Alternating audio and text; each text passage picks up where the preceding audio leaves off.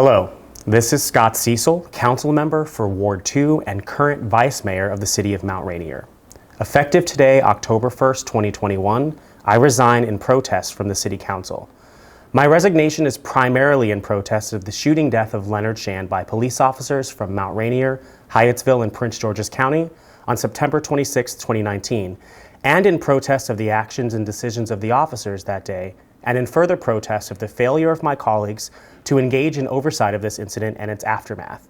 Furthermore, from the inside looking in, I have found the entire process not to have centered justice for Mr. Shand or his family. Rather, it's been my experience that the process has centered on obfuscation, delay, and a lack of moral accountability, with the apparent aim of allowing enough time to pass for the public at large to lose interest in the circumstances of Mr. Shand's death.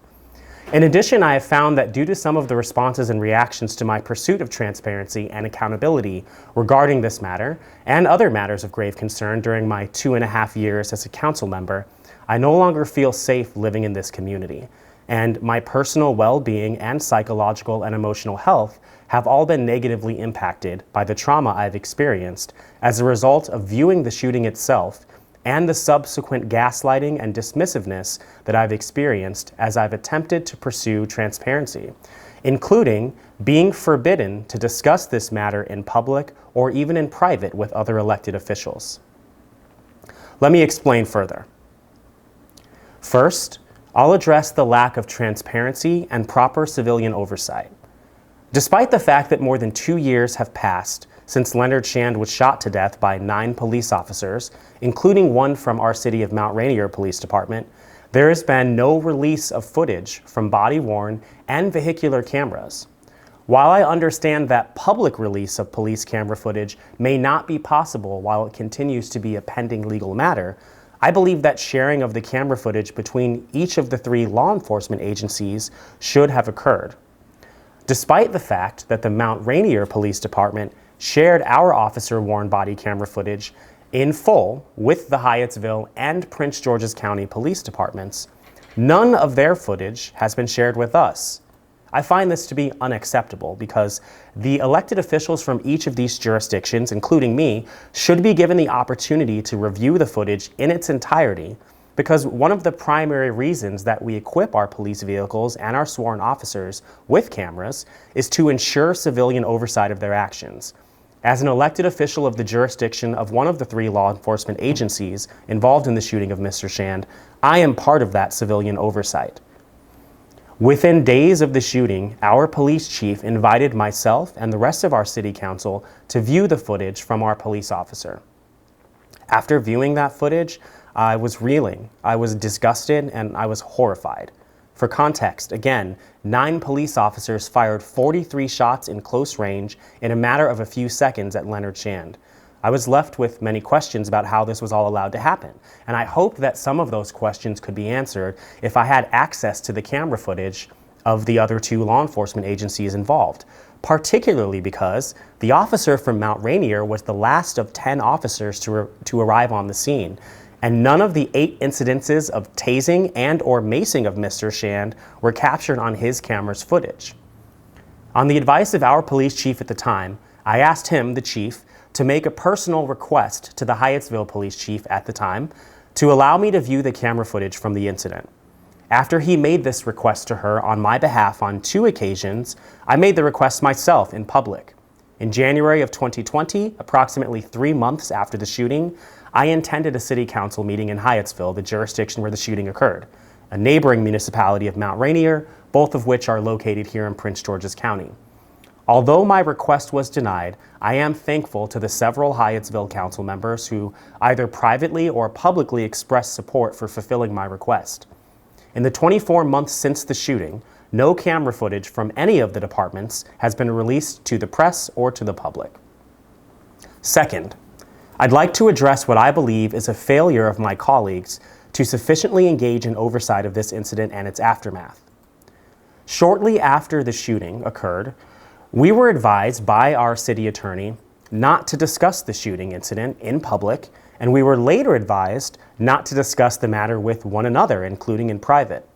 The justification given for the legal advice is that the shooting was a pending legal matter for the city, and any discussion about it could open the city to liability. I do understand that advice and its purpose, but candidly, the shooting itself is the event that opened the city up to liability, not my pursuit of my sworn duty to engage in proper oversight of the matter. Despite my view on that, I adhered to the advice of the city attorney and did not discuss the incident for almost 1 year after the shooting beyond my public request for disclosure of camera footage.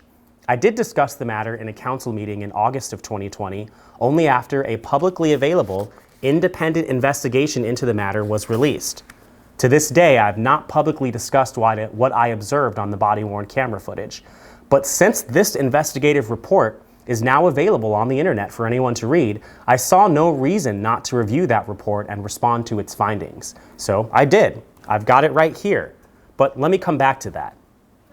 Of the other 4 council members at the time, 2 have since retired, only one of them took the time to view the camera footage from our officer. I actually do respect their decision not to view the footage. As I've noted myself, viewing the incident was so horrifying and traumatic that it has caused me severe psychological duress and emotional harm. But I do not respect, nor do I accept, their failure to read the investigative report. At a city council meeting in August of 2020 and again in January of 2021, I made requests of the rest of the mayor and council at the time to read the report. To my knowledge, none of them did. After making the second request in January 2021, I also asked my colleagues to support my efforts to make a formal written request from our city council to Hyattsville's, asking them again to allow me to come to their police station and review the camera footage. While my colleagues expressed support for the letter and gave a commitment to sign it, none of them engaged in the process in any way beyond one of the 4 of them wordsmithing the document to make it sound more conciliatory. This is one of the many actions and inactions by my colleagues, which demonstrates the gaslighting that I referred to earlier. I was being asked to engage in a level of restraint and benign emotionless conduct that Leonard Shand and far too many other Black victims of police shootings are never afforded. And I was being either ignored or demeaned by each of my colleagues for having the audacity to insist on stern oversight and dogged accountability, rather than to placate the powers that be who had seemingly predetermined the path of least resistance to the status quo. In May of 2021, I pleaded with our former mayor to please read the report during her last week in office and just prior to her retirement from the council. I'd hoped that she would call a special meeting as the mayor to discuss what the process of public disclosure of our officers' camera footage might look like and what the time frame for that would be. She read the report, but declined to take any action nor to call a special meeting.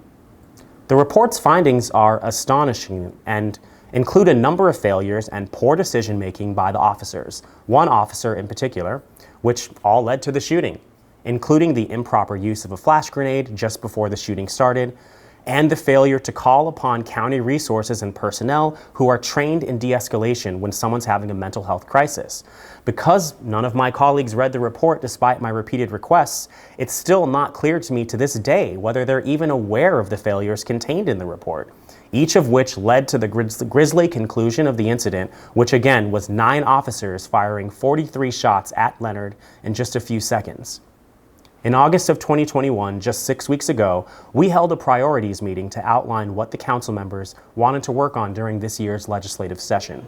In that meeting, I listed the review of the independent investigation and the release of camera footage from our officer as being among my top priorities.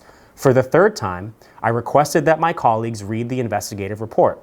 Now, I will note that 2 of my current colleagues were just elected in May and 1 appointed in June of 2021, so for them, it was the first request.